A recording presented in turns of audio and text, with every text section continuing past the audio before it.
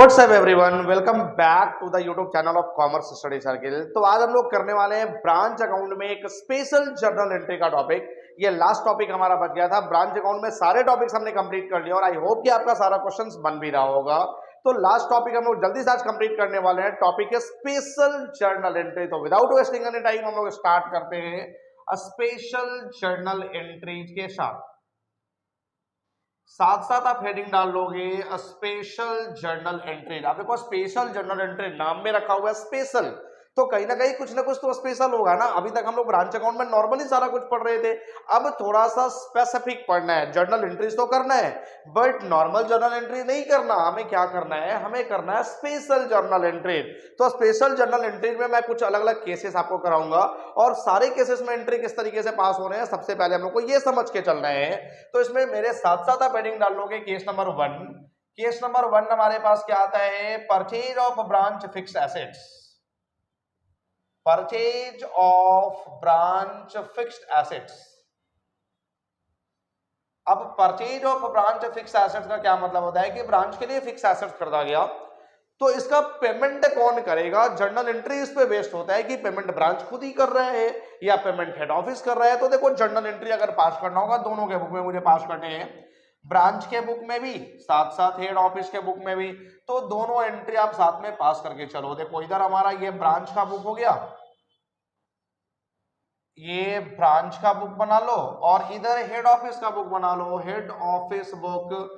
अब यहां पे देखना ये है कि पेमेंट जो एसेट्स खरीदा गया ब्रांच के लिए उसका पेमेंट कौन कर रहा है। उसका पेमेंट ब्रांच कर रहा है या फिर उसका पेमेंट हेड ऑफिस कर रहा है। तो यहां पे आप हेडिंग डाल लो if payment made by branch.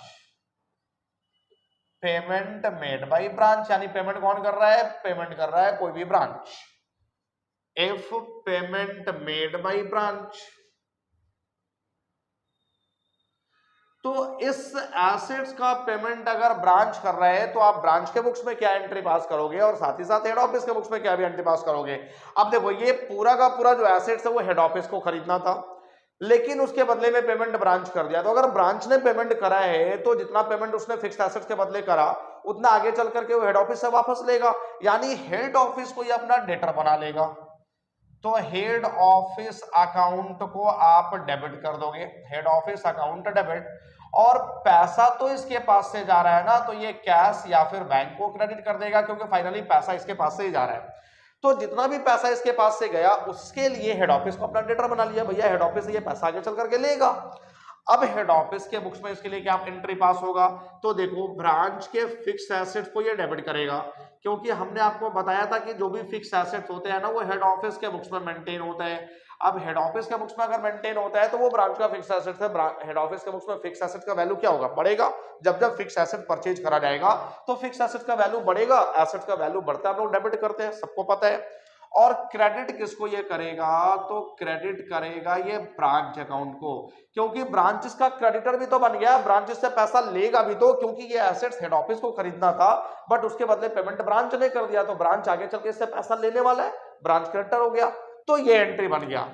Point number 2, if payment made bye head office. If payment made bye head office, अगर पेमेंट हेड ऑफिस कर रहा है, यानी अगर एसेट्स ब्रांच के लिए खरीदा गया बट उसका पेमेंट जो हेड ऑफिस को करना था और हेड ऑफिस ने किया, अभी payment made bye head office, तो जब पेमेंट हेड ऑफिस करेगा तो आप उसके लिए क्या एंट्री पास करोगे, क्या एंट्री बनेगा। तो देखो अगर पेमेंट हेड ऑफिस कर रहा है तो फिर ब्रांच के बुक में तो कोई भी एंट्री पास नहीं होना चाहिए, क्योंकि पेमेंट हेड ऑफिस को करना था और पेमेंट करा भी हेड ऑफिस ने। ब्रांच को क्या मतलब है, ब्रांच को तो एसेट्स मिल गया ना, तो ब्रांच को कोई मतलब नहीं है, क्योंकि सारा अकाउंट मेंटेन कहां हो रहा है, सारा अकाउंट हेड ऑफिस के बुक्स में मेंटेन हो रहा है। बट हेड ऑफिस तो अपने बुक में एंट्री पास करेगा branch fix assets account debit, क्योंकि अगर इसने एसेट्स खरीदा तो एसेट्स का वैल्यू बढ़ेगा और एसेट्स को ये डेबिट करेगा, और इसके पास से पैसा जा रहा है तो कैश या बैंक को ये क्या कर देगा, कैश या बैंक को ये क्रेडिट कर देगा। नॉर्मल समझ में आ गया। तो ये हो गया कि अगर पेमेंट हेड ऑफिस करेगा तो ये एंट्री, और ब्रांच के बुक में एंट्री पास नहीं होगा। अगर पेमेंट ब्रांच कर रहा है तो फिर हेड ऑफिस और ब्रांच दोनों के बुक में एंट्री बनेंगे। उसके बाद क्या होता है, कभी कभी इस एसेट्स को खरीदने पे ब्रांच का या हेड ऑफिस का कुछ खर्चा भी हो जाता है, तो खर्चे का पेमेंट भी करना पड़ेगा। इफ एक्सपेंसेस, अगर इस पे कोई खर्चा हो रहा है और पेड बाय ब्रांच, उस एक्सपेंसेस का पेमेंट ब्रांच कर रहा है ना, समझना है इसको। If expenses on assets, assets पे जो खर्चा हो रहा है पेड बाय ब्रांच, इसका पेमेंट किसने करा, इसका पेमेंट ब्रांच ने कर दिया। अब किस तरह का खर्चा होता है सर, ये कुछ समझ में नहीं आ रहा है। देखो अगर आप कोई फर्नीचर खरीदते हो अपने बिजनेस के लिए, अपने ब्रांच के लिए, तो जहां से भी आपने फर्नीचर खरीदा वहां से आपके ब्रांच तक लाने में उस पर कुछ कैरेज वगैरह देना पड़ता है, कुछ वेजेज वगैरह देना पड़ता है, तो ये खर्चा होता है। अब ये कौन सा खर्चा होता है, ये रेवेन्यू होता है या फिर कैपिटल होता है, तो ये कैपिटल एक्सपेंडिचर होता है, क्योंकि किसी भी यूजिंग गुड्स पे, किसी भी एसेट पे आप जो एक्सपेंडिचर करते हो ना, वो कैपिटल एक्सपेंडिचर होता है। और कैपिटल एक्सपेंडिचर का ट्रीटमेंट हमने क्या बताया था, कैपिटलाइज कर देना है। कैपिटलाइज करने का क्या मतलब होता है कि इसको एसेट्स के वैल्यू में ऐड कर देना है, इसको अलग से एक्सपेंडिचर के तौर पे नहीं दिखाना है। तो यहाँ पे आप जो एसेट्स खरीद रहे हो, आप अगर एक्सपेंसेस का पेमेंट भी ब्रांच ने करा है, तो जितना ब्रांच ने पेमेंट करा उतना आगे चल करके ये हेड ऑफिस से ले लेगा। तो हेड ऑफिस को ये क्या कर देगा, हेड ऑफिस को ये डेबिट कर देगा, और कैश इसके पास से जाएगा तो कैश या बैंक को ये क्रेडिट करेगा। अब जितना भी इसने पेमेंट करा उसके बदले इसने हेड ऑफिस को डेबिट कर दिया कि भैया हम आगे चल करके हेड ऑफिस से ले लेंगे। समझ में आ गया। अब अगर इसके बुक की एंट्री पास करें तो यहाँ पे ये ब्रांच फिक्स एसेट्स को डेबिट करेगा। अब बोलो सर यहाँ पे फिक्स एसेट्स खर्चा था तो फिक्स एसेट डेबिट क्यों हो रहा है, क्योंकि हमने अभी बताया कि ये कैपिटल एक्सपेंडिचर था, और कैपिटल एक्सपेंडिचर को तो कैपिटलाइज कर देना है। कैपिटलाइज करने का मतलब होता है उसको एसेट्स के वैल्यू में जोड़ देना है, तो एसेट्स का वैल्यू तो बढ़ेगा ना, तो एक्सपेंडिचर के बदले एसेट्स को डेबिट करेंगे। और पेमेंट ब्रांच ने करा है तो जितना पेमेंट ब्रांच ने करा है उतना आगे चल करके हेड ऑफिस से लेगा, तो ब्रांच क्रेडिटर बन गया, तो ब्रांच को ये क्रेडिट करेगा। समझ में आ गया। उसके बाद number 4, if expenses paid by head office, अगर एक्सपेंसेस का पेमेंट हेड ऑफिस ने करा है तब उस केस में एंट्री क्या होगा, if expenses on assets paid by HO, यानी एक्सपेंसेस का पेमेंट हेड ऑफिस ने करा, खर्चे का पेमेंट करना भी हेड ऑफिस को था और किया भी हेड ऑफिस ने, तो फिर ब्रांच के बुक में तो कोई भी एंट्री नहीं बनेगा ना, क्योंकि हेड ऑफिस को करना था और हेड ऑफिस नहीं किया। ब्रांच को क्या मतलब है, ब्रांच को तो एसेट मिल गया। लेकिन हेड ऑफिस जब एंट्री पास करेगा अपने बुक में तो ये ब्रांच फिक्स एसेट्स को क्या करेगा, डेबिट करेगा। Branch fixed assets account debit to cash oblique bank account, क्योंकि इसके पास से पैसा जा रहा है और एसेट्स की वैल्यू बढ़ रही है, तो फिर ये एसेट्स को डेबिट और कैश या बैंक को क्रेडिट कर देगा। तो ये एंट्री हो गया हमारा ब्रांच फिक्स एसेट्स के परचेज करने का। तो अब देखो दोनों में से कोई एक एंट्री पास करना है, या तो पेमेंट ब्रांच करेगा या फिर पेमेंट हेड ऑफिस करेगा। तो जो कंडीशन आपके क्वेश्चन में होगा उसका एंट्री आप बना लेना। समझ में आ गया।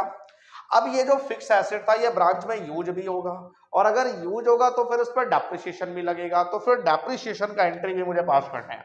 यानी केस नंबर 2 की मैं बात करूं तो केस नंबर 2 हमारे पास आता है डेप्रिसिएशन ऑन फिक्स्ड एसेट्स। अब फिक्स एसेट्स पे मुझे डेप्रिसिएशन भी चार्ज करना है, ब्रांच फिक्स एसेट्स है ना, depreciation on branch fixed assets, branch के फिक्स एसेट्स पे मुझे डेप्रिसिएशन लगाना है। चलो भैया इसके लिए भी आप 2 बुक बना लो, ब्रांच का भी हेड ऑफिस का भी। चलो यहां से बना लो, ये ब्रांच का बुक है, ये हेड ऑफिस का बुक है। अब देखो अगर डेप्रिसिएशन लगेगा तो डेप्रिसिएशन का एंट्री क्या पास होगा, फॉर डेप्रिसिएशन चार्ज। अब डेप्रिसिएशन कौन लगाएगा, हेड ऑफिस लगाएगा या फिर ब्रांच लगाएगा, एसेट्स कौन यूज कर रहा था, एसेट्स ब्रांच यूज कर रहा था, तो डेप्रिसिएशन भी किसके यहां लगेगा, ब्रांच के यहां लगेगा। फॉर डेप्रिसिएशन चार्ज, अब डेप्रिसिएशन चार्ज करने का एंट्री आप क्या करोगे, तो देखो डेप्रिसिएशन तो चार्ज करना है ब्रांच को और ब्रांच के लिए एक्सपेंस हो जाएगा, तो आप डेप्रिसिएशन अकाउंट को कर दोगे डेबिट, डेप्रिसिएशन अकाउंट डेबिट, और टू हेड ऑफिस को करोगे क्रेडिट। क्यों, क्योंकि ये जो एसेट्स ब्रांच यूज कर रहा था ये ब्रांच का एसेट्स नहीं था, ये एसेट्स हेड ऑफिस का था, ब्रांच ने यूज करा, उसका वैल्यू घटा, तो यहां हेड ऑफिस उसके लिए क्रेडिटर बन जाएगा। बोला भैया तुमने एसेट्स यूज करा ना, उसकी वैल्यू घटाई तो मुझे उसके बदले दो कुछ, मैं क्रेडिटर हूं, तो यहां पे हेड ऑफिस क्रेडिटर बन जाएगा डेप्रिसिएशन चार्ज करने के लिए ब्रांच का। क्लियर हो गए। अब ये डेप्रिसिएशन चार्ज करने के लिए अपने बुक्स में एंट्री क्या पास करेगा, तो यहां ब्रांच को डेबिट करेगा, क्योंकि ब्रांच इसका डेटर बन गया, ये एसेट्स पे डेप्रिसिएशन चार्ज करने के बदले जो एसेट्स का वैल्यू घटाया उसके बदले ये कुछ ना कुछ देगा, तो ब्रांच को ये डेबिट करेगा और क्रेडिट किसको करेगा, तो क्रेडिट ये करेगा ब्रांच के फिक्स्ड एसेट्स को।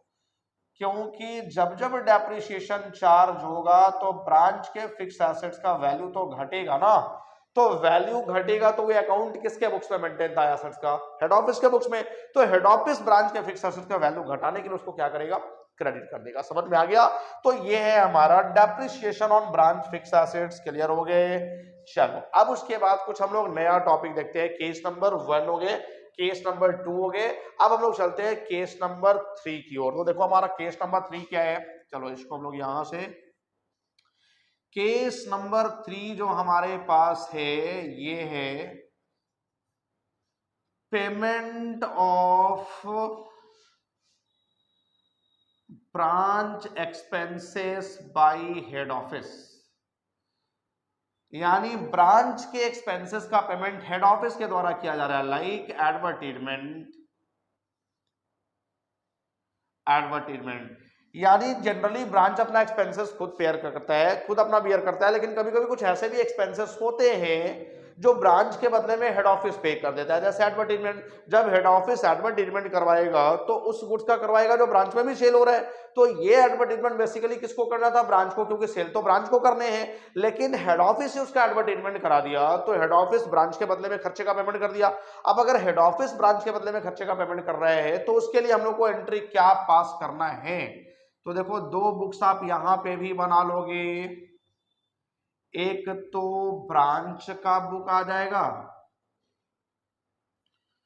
और दूसरा हेड ऑफिस का बुक आ जाएगा। तो दोनों के बुक में क्या एंट्री पास करने वाले हो आप, ब्रांच एक्सपेंसेस का पेमेंट अगर हेड ऑफिस कर दे तो first for expenses paid by head office, expenses का पेमेंट किसने करा, हेड ऑफिस ने करा।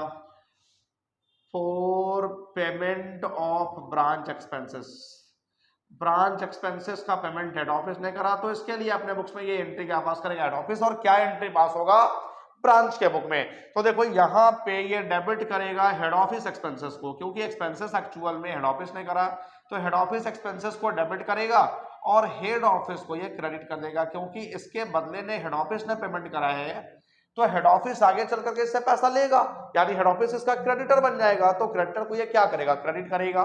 और अगर हम लोग इसके बुक में एंट्री पास करें तो ये ब्रांच को क्या करेगा, डेबिट, क्योंकि ब्रांच तो हेड ऑफिस का डेटर बन गया ना, ब्रांच इसको पैसा देगा, और ये P&L को कर देगा क्रेडिट, क्योंकि जो एक्सपेंसेस था वो सीधा P&L में ट्रांसफर हो जाएगा। क्लियर हो गए? तो ये हमारा एंट्री होता है ब्रांच के बुक्स में एक्सपेंसेस के पेमेंट करने का और हेड ऑफिस के बुक्स में। क्लियर हो गए?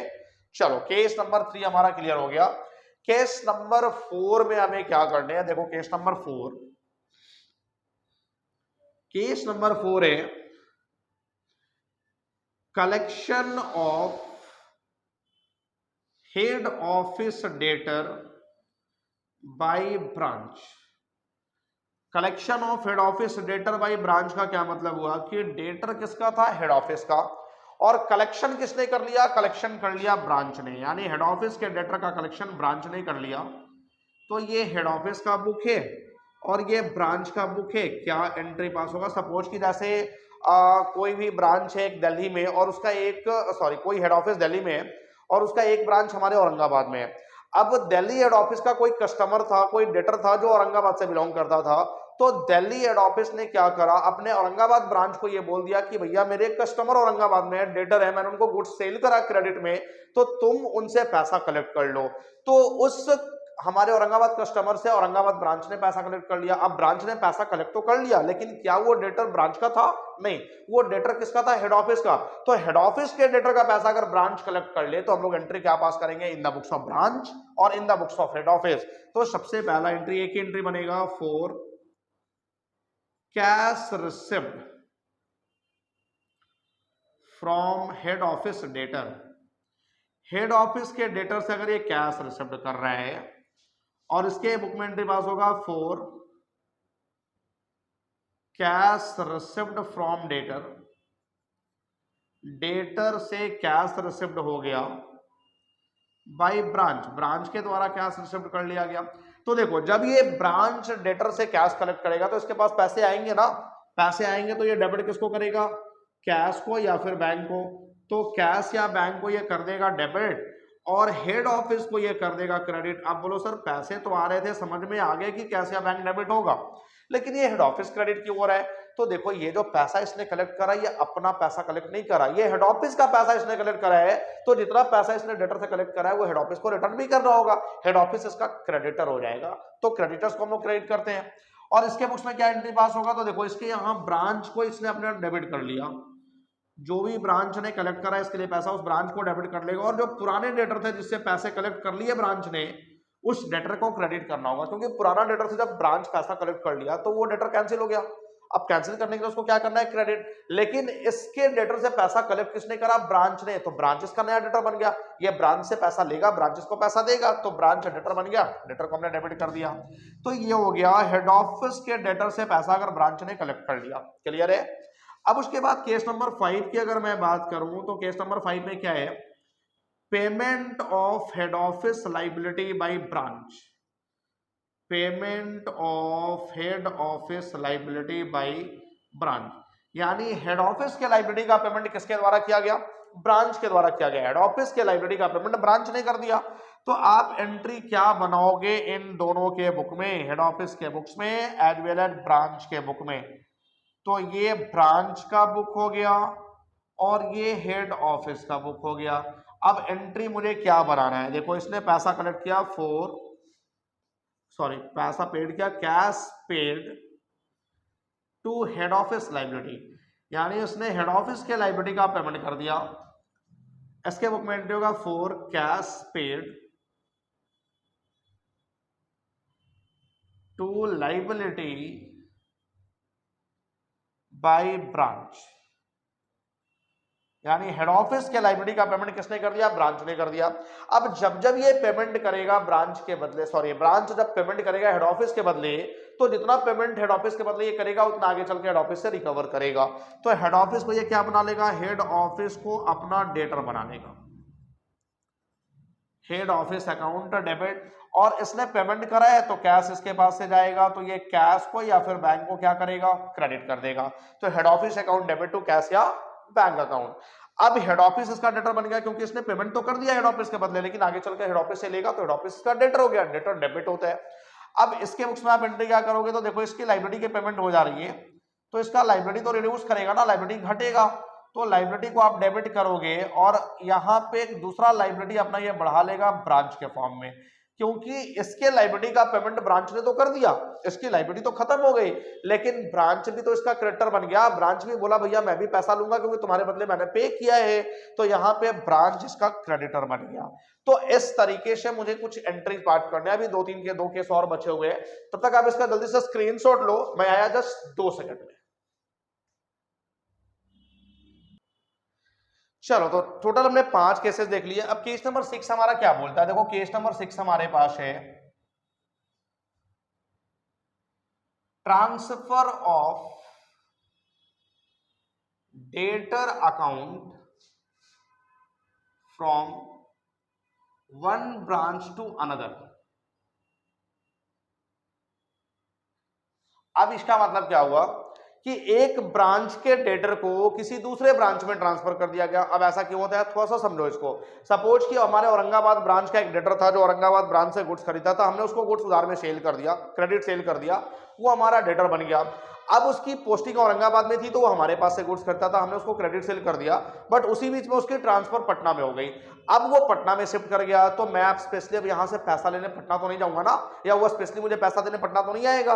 तो हमने क्या करा कि उसके अकाउंट को हमने अपने ब्रांच से पटना ब्रांच को ट्रांसफर कर दिया। हमारे हेड ऑफिस का पटना में भी एक ब्रांच था, हमने उस डेटर का पूरा अकाउंट पटना ब्रांच को ट्रांसफर कर दिया। अब ये रिस्पॉन्सिबिलिटी पटना ब्रांच की हो गई कि भैया उस डेटर से पैसा उसको कलेक्ट करना है। तो जब एक ब्रांच से आप दूसरे ब्रांच में डेटर को ट्रांसफर करते हो ना, तो हेड ऑफिस के इंस्ट्रक्शन से ट्रांसफर करते हो। तो यहां पे बेसिकली 3 लोगों के बुक में एंट्री पास करनी पड़ेगी। एक तो रिसीवर ब्रांच हो गया, जो ब्रांच रिसीव करेगा पटना ब्रांच, ठीक है, तो ये रिसीवर ब्रांच है। उसके बाद एक गिवर ब्रांच है जो ब्रांच देने वाला है, जैसे मैं औरंगाबाद ब्रांच से यहां ट्रांसफर कर रहा हूं पटना ब्रांच को, तो ये औरंगाबाद ब्रांच गिवर ब्रांच हो गया। और ये दोनों ब्रांच में जो डेटर्स का ट्रांसफर हुआ है ये हेड ऑफिस के परमिशन से ही होता है। तो एक तो हेड ऑफिस का बुक भी बन जाएगा, तो एक गिवर ब्रांच का बुक होगा, एक रिसीवर ब्रांच का बुक होगा और एक हेड ऑफिस का बुक्स होगा, क्योंकि जो भी रेफरल ट्रांसफर हो रहा है वो हेड ऑफिस के इंस्ट्रक्शन से ही ट्रांसफर हो रहा है। तो देखो यहां पे एंट्री क्या पास करोगे, फॉर डेटर्स अकाउंट रिसिप्ट, यानी डेटर्स का अकाउंट आप रिसिप्ट कर रहे हो और ये डेटर अकाउंट को ट्रांसफर कर रहा है, फॉर डेटर अकाउंट ट्रांसफर, ये डेटर अकाउंट को ट्रांसफर कर रहा है। अब इसके बुक में for transfer of debtor, debtor के ट्रांसफर के लिए क्या एंट्री बनेगा, फॉर ट्रांसफर ऑफ डेटर। तो देखो सबसे पहले अब जब ये डेटर अकाउंट को ट्रांसफर करेगा तो ये मान के ट्रांसफर करेगा कि इसने हेड ऑफिस को डेटर ट्रांसफर करा है, ये मान के ये कभी भी ट्रांसफर नहीं करेगा कि इसने किसी दूसरे ब्रांच को ट्रांसफर करा है। ये भी जब यहाँ पे डेटर को रिसिप्ट करेगा तो ये मान के रिसिप्ट करेगा, एजम्पशंस लेगा कि इसने डेटर कहां से रिसिप्ट करा है, हेड ऑफिस से। ये कभी भी नहीं एजम्पशंस लेगा कि इसने किसी ब्रांच से डेटर रिसिप्ट करा है। तो जब ये डेटर रिसिप्ट करेगा तो इसके पास डेटर आएगा, तो यहाँ पे डेटर्स अकाउंट को आप क्या करोगे, डेबिट। और इसने क्या एजम्पशन करा कि डेटर कहां से आया, हेड ऑफिस के पास से, तो ये हेड ऑफिस को क्या कर देगा, क्रेडिट, यानी debtor account debit to head office account. अब इसके बुक में क्या एंट्री करना है, इसने सोचा, इसने क्या मान लिया, इसने मान लिया कि हेड ऑफिस को इसने डेटर ट्रांसफर करा है, तो जब हेड ऑफिस को ट्रांसफर करा है तो हेड ऑफिस को ये डेबिट कर देगा, क्योंकि डेबिट का रिसीवर हेड ऑफिस ही डेबिट होगा। और डेटर को ये क्या कर देगा, क्रेडिट कर देगा, head office account debit to debtors account. ये क्लियर हो गया। अब अगर एंट्री पास करना हो हेड ऑफिस के बुक्स में तो एंट्री क्या बनेगा, तो ये एंट्री करेगा receiver branch account debit to giver branch account, receiver branch को डेबिट करेगा और गिवर ब्रांच को क्रेडिट करेगा। यानी अगर औरंगाबाद ब्रांच ने डेटा ट्रांसफर करा है पटना ब्रांच को, तो ये पटना ब्रांच को डेबिट करेगा क्योंकि वो रिसीवर है, और औरंगाबाद ब्रांच को क्रेडिट करेगा क्योंकि औरंगाबाद ब्रांच गिवर है। तो ये हो गया हमारा transfer of debtor account from one city to another. और लास्ट केस हमारे पास बचता है case number 7, inter branch transactions या एंटर ब्रांच ट्रांसफर। अब एंटर ब्रांच ट्रांसफर क्या होता है, समझो, the transfer of goods from one branch to another is called the inter branch transfer. कि जब कोई एक ब्रांच किसी दूसरे ब्रांच को गुड्स ट्रांसफर करता है, जैसे सपोज कि आप पटना में हो और पटना में किसी भी हेड ऑफिस का 2 ब्रांचेज है, सपोज कि बाटा का 2 ब्रांचेज है। अब एक ब्रांचेज जो उसका है वो गांधी मैदान में है और एक ब्रांचेज जो उसका है वो एग्जीबिशन रोड में है। अब अगर गांधी मैदान के ब्रांच में कोई भी बंदा आया हुआ है, कोई भी कस्टमर आया हुआ है जो वो बाटा के कुछ स्पेशल शूज की डिमांड कर रहा है, तो वो गांधी मैदान वाले ब्रांच में नहीं था, लेकिन एग्जीबिशन रोड वाले ब्रांच में वो मॉडल अवेलेबल है, तो वो क्या करेगा, गांधी मैदान वाला ब्रांच जो है वो एग्जीबिशन रोड से वो गुड्स मंगा लेगा और उस गुड्स को डिलीवर कर देगा अपने कस्टमर को। तो एक ब्रांच से दूसरे ब्रांच में अगर गुड्स ट्रांसफर हो रहा है तो उसको हम लोग बोलते हैं इंटर ब्रांच ट्रांसफर। तो देखो ये भी जो होता है ना इंटर ब्रांच ट्रांसफर, ये भी हेड ऑफिस के परमिशन से, हेड ऑफिस के इंस्ट्रक्शन से ही होता है। तो यहाँ पे भी 2 ब्रांचेज इंक्लूड होंगे, एक तो रिसीवर ब्रांच आ जाएगा और एक गिवर ब्रांच, यानी एक रिसीवर ब्रांच का बुक होगा, एक गिवर ब्रांच का बुक हो जाएगा, रिसीवर ब्रांच गिवर ब्रांच का बुक है, और एक हो जाएगा हेड ऑफिस का बुक, हेड ऑफिस का बुक। तो बेसिकली 3 लोगों के बुक में एंट्री पास करना है, ठीक है। अब देखो यहां पे फॉर गुड्स ट्रांसफर, ये गुड्स को ट्रांसफर कर रहे हैं, goods transfer from head office. अब यहां पे भी ये एजम्पशन क्या लेगा कि इसने जो गुड्स रिसीव्ड करा है ये गुड्स हेड ऑफिस के पास से ट्रांसफर हुआ है, goods transfer from head office, यानी इसके पास जो गुड्स आई है, ट्रांसफर से ज्यादा अच्छा होगा कि आप यहाँ पे रिसिप्ट कर लो, goods received from head office. अब ये जो गुड्स ट्रांसफर कर रहा है ये भी ये एजम्पशन लेगा कि गुड्स ट्रांसफर इसने ब्रांच को नहीं करा, इसने गुड्स ट्रांसफर करा है हेड ऑफिस को, और इसके बुक में एंट्री पास हो जाएगा for transfer of goods, goods को ट्रांसफर करने का एंट्री। अब यहाँ पे देखो अगर ये हेड ऑफिस से गुड्स रिसीव कर रहा है तो एंट्री क्या पास करेगा, गुड्स इसके पास आएगा, डेबिट व्हाट कम्स इन, तो goods from head office account debit, goods from head office को डेबिट कर देगा और हेड ऑफिस को ये क्रेडिट कर देगा, क्योंकि देने वाला कौन है, हेड ऑफिस ही है ना, तो हेड ऑफिस को ये क्या करेगा, क्रेडिट। अब ये जब गुड्स ट्रांसफर करेगा तो ये मानकर ट्रांसफर करेगा कि गुड्स किसको ट्रांसफर करा, हेड ऑफिस को ट्रांसफर करा। तो देखो यहाँ पे गुड्स ट्रांसफर कर रहा है ये हेड ऑफिस को, तो ये हेड ऑफिस को क्या करेगा, डेबिट करेगा। हेड ऑफिस अकाउंट डेबिट, देखो यहाँ पे हेड ऑफिस मत लिखो आप, गुड्स ट्रांसफर टू ब्रांच लिख दो, और यहाँ पे भी गुड्स ट्रांसफर फ्रॉम ब्रांच लिख दो। लेकिन ये ब्रांच को जरूर ट्रांसफर कर रहा है, बट ये एजम्पशन लेके चलेगा कि हेड ऑफिस को इसने ट्रांसफर किया, तो head office account debit to goods send to head office, ये इसको क्रेडिट करेगा। अब उसके बाद अगर हेड ऑफिस इसके लिए एंट्री पास करना चाहे तो क्या एंट्री बनाएगा, तो ये फिर से वही receiver branch account debit, receiver branch को ये कर देगा डेबिट और गिवर ब्रांच को कर देगा credit. Receiver branch account debit to giver branch account. तो ये एंट्री बनना है special journal entry. Total 7 cases हमने पढ़ लिए। अब इन 7 केसेस को आप अच्छे से एक बार देख लो, माइंड में सेट कर लो क्या एंट्री बनता है सारे केसेस में। इसका कॉम्प्रिहेंसिव क्वेश्चंस मैं कराऊंगा कल के वीडियो में, क्योंकि आज वीडियो काफी लंबा हो रहा है, तो कल मैं इसका क्वेश्चंस कराऊंगा। तब तक के लिए आप इसका प्रॉपर नोट्स बनाओ और सारे एंट्रीज को पढ़ के रखो। कल के वीडियो में हम लोग मिलते हैं इसके कॉम्प्रिहेंसिव क्वेश्चन के साथ, और उसके साथ ही हमारा ये चैप्टर्स हो जाएगा कंप्लीट। तब तक के लिए आप वीडियो को लाइक और शेयर जरूर कर देना।